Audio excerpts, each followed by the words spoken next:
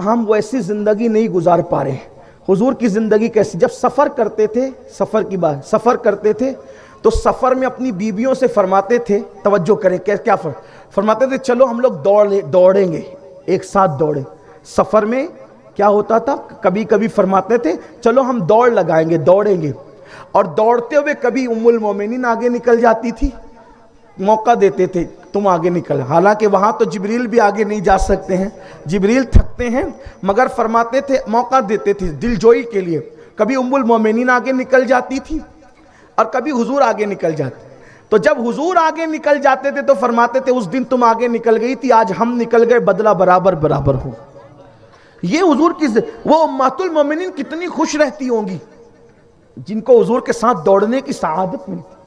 آج کبھی دوڑتے ہو ایسے؟ کہیں تو لے کے ہی نہیں جاتے، لے کے بھی جاتے ہیں تو پھر مونچھوں پہ تاؤ رہتا ہے، بالکل چپ رہنا، خاموش رہنا، کسی سے کچھ بولنا نہیں، ہنسنا نہیں. ناجائز کام سے منع کرو لیکن انجوائے سے منع مت کرو. یہ جو آج زندگیاں جہنم بن رہی، کچھ لوگ ایسے کہ فلم میں لے جا رہے ہیں، میں کوئی تائید نہیں کرتا ان کی فلم میں لے جانے میں. کچھ لوگ ایسے ڈراموں میں لے جا رہے، کوئی تائید نہیں کرتا. کچھ لوگ ایسے بے پردہ گھما رہے، کوئی تائید نہیں کرتا. پردے کی پابندی کے ساتھ، شریعت کی پابندی کے ساتھ کوئی اپنی بیوی کو پارک میں لے جاتا ہے، کوئی جو وہ اچھی جگہ لے جاتا ہے، پردے کی حفاظت کے ساتھ نامحرم سے بچا کر، کوئی حکم شرع نہیں. لے جا سکتے ہو، بس شریعت کی حدود میں رہو، حد شرع میں رہو، اور اس سے زندگی کے اندر لطف اور لذتیں پیدا ہوتی. تو بیویوں کے یہ حقوق ہیں. اللہ کے رسول علیہ السلام کی پیاری زوجہ ام المومنین سیدہ عائشہ سے کسی نے پوچھا اماں جان آپ کو شعر بہت یاد ہیں. فرمایا حضور مجھ سے کہہ دیتے کہ عائشہ وہ جاہلیت کے زمانے کے فلاں شاعر نے جو شعر کہا وہ ذرا مجھے سناؤ. تو جاہلیت کے زمانے کا جو شعر تھا تو کیا وہ قرآن حدیث رہا ہوگا؟ آپ مجھے بتائیں نا. قرآن حدیث تو یہاں سے بیان ہو رہا ہے، اور حضور جاہلیت کے زمانے کے شعراء کے شعر سن رہے. اور پھر وہاں پتہ ہے آپ کو کیا ہوتا؟ ام المومنین شعر بیان کرتی تھی، حضور سنتے تھے. کہیں کہیں حضور ان کو لقمہ بھی دیتے تھے، ذرا وہ ایسے نہیں، ایسے یہ اس کا یہ پڑھو، یہ چیز جو ان شعراء نے صحیح صحیح شعر کہے حضور ان کو سنتے تھے. کبھی کبھی وہاں پر زمانے جاہلیت کی باتیں نکلتی تھی تو ہنسی بھی ہوتی تھی، کبھی کبھی آخرت کی باتیں نکلتی تھی تو وہاں آنسو بھی بہتے تھے، واعظ و نصیحت بھی تھی، ہنسی بھی تھی.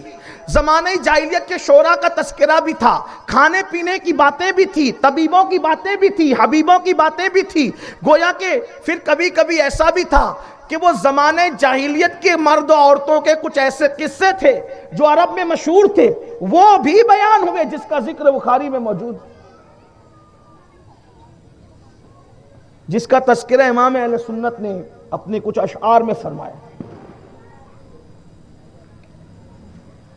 تو یہ حضور کے گھر کا ماحول تھا، یعنی کہ ایک ہی چار دیواری کے اندر خشیت بھی تھی، آخرت بھی تھی، خوف بھی تھا، محبتوں کا ماحول بھی تھا، پیار کا ماحول بھی تھا، کھانے پینے کی گفتگو بھی تھی. بلکہ مجھے ایک بات یاد آ گئی ہے، اس کو میں بیان کر کے پھر اینڈ کی طرف چلتا ہوں. کیسا ماحول تھا ذرا سنیں، نہیں تصور کر سکتے آپ اس کا.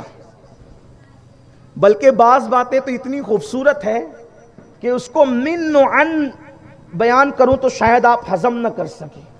اور ہمارے بزرگوں نے مجھے کہا ہے کہ جتنا ہضم اتنی ڈوز دیا کر، اس سے زیادہ مت دیا کر. ایک مرتبہ ام المومنین سیدہ سودا نے، حضور کی ایک بیوی کا نام کیا ہے؟ بولیں. سودا. کیا نام ہے؟ سودا. سین واو دال الف. سودا رضی اللہ تبارک و تعالی عنہا وسلام اللہ علیہ. سیدہ سودا رضی اللہ تبارک. الف نہیں ہے، ہاں ہے جی. سودا. ایک دن انہوں نے حضور کا خیال کرتے ہوئے حلوہ بنایا، اور حضور کو حلوہ بہت پسند تھا. اللہ کے رسول علیہ السلام کو حلوہ بہت پسند. اور وہ جو حلوہ ہوتا تھا کبھی پنیر میں کھجور ڈال کر پکایا جاتا تھا، اسی طریقے سے کبھی شہد ڈال کر کے، یعنی جو نیچرل وہ جو مٹھاس ہوتی ہے وہ اس کے ذریعے سے میٹھا ہوتا تھا. حضور کو حلوہ پسند تھا، اس لیے ہم لوگ کو بھی پسند ہے. ام المومنین سیدہ عائشہ فرماتی کہ حضور کو شہد اور حلوہ بہت پسند تھا، اس لیے ہم لوگ موقع کی تلاش میں رہتے ہیں کہ کوئی موقع آئے تو بنا لیں. تو اسی لیے ہمارے لیے پھر موقع آتے ہیں تو شب برات میں بنا لیتے ہیں. ہاں، لیکن اس امت کو کیا کہا جائے کہ یہ حلوے پہ بھی لڑتے ہیں. کچھ کہتے بنانا چاہیے، کچھ کہتے نہیں بنانا چاہیے. دنیا کہاں جا رہی ہے؟ اب اسی حلوے پہ لڑ رہے ہیں، بنانا چاہیے نہیں بنا. حالانکہ 364 دن سب برابر ادھر ادھر سے کھاتے ہیں. 65ویں دن بھی اگر مل جائے تو کھا لیں، لیکن تقریر میں ضرور کہیں گے نہیں بنانا چاہیے. ٹھیک ہے چلیں، کیا لڑتے کہ وہ یار. میں تو لوگوں سے کہتا ہوں محبت کر. دیکھو یہ محبت کی بات کر رہا ہوں. اتنی چھوٹی چھوٹی بات پر بھی لوگ کہتے ہیں کہ یہ مت کرو وہ مت کرو. میں کہا ٹھیک ہے بھائی، تم نے نہیں کرنا مت کرو، دوسرے کرتے کرنے دو. کہ نہیں یہ بدعت ہے. میں نے کہا کہ ثابت ہی نہیں کر سکتے، اس لیے کہ بدعت کی تعریف علماء اہل سنت جو کرتے وہ یہ ہے کہ رسول اللہ کی سنت کے خلاف کوئی نیا کام ایجاد کرنا یہ بدعت ہے.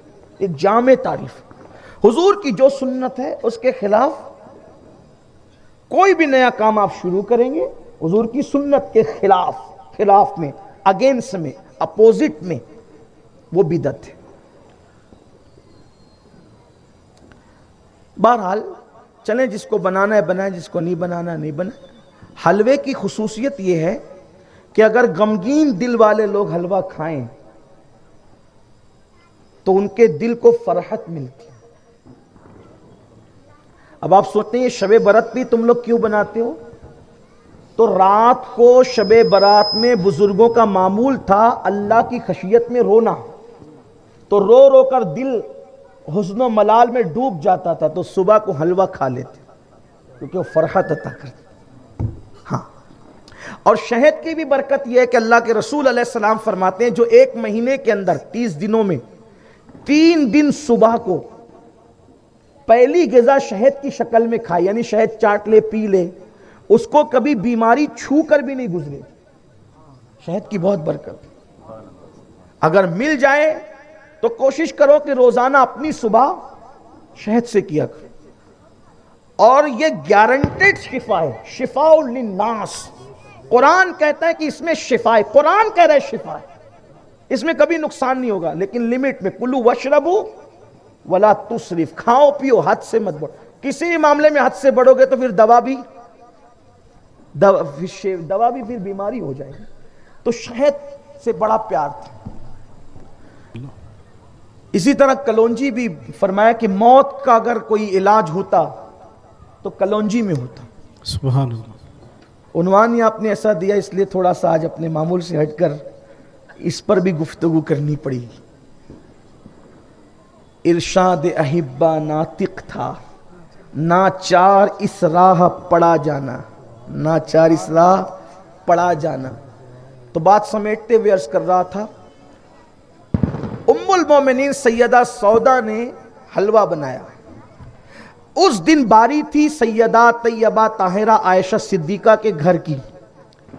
حلوہ لے کر کے آئی، حضور بیٹھے ہوئے تھے، اور آ کر ڈائریکٹ کا حضور میں نے آپ کے لیے حلوہ بنایا. توجہ کرنا، میری بہنوں کی بھی توجہ.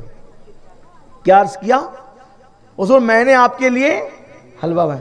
بھائی عام طور پہ ہم بھی دعوتوں میں جاتے ہیں، اگر دعوت میں 2-4 مولانا ہو، پیر صاحب ایک ساتھ ہو، اور مرید کسی مخصوص پیر کو مخاطب ہے کہ حضرت کھاؤ آپ کے لیے بنایا، تو دوسروں کا ہاتھ غیرت کی وجہ سے کھنچ جاتا ہے. کیوں؟ میں مہمان نہیں ہوں، ہے نا؟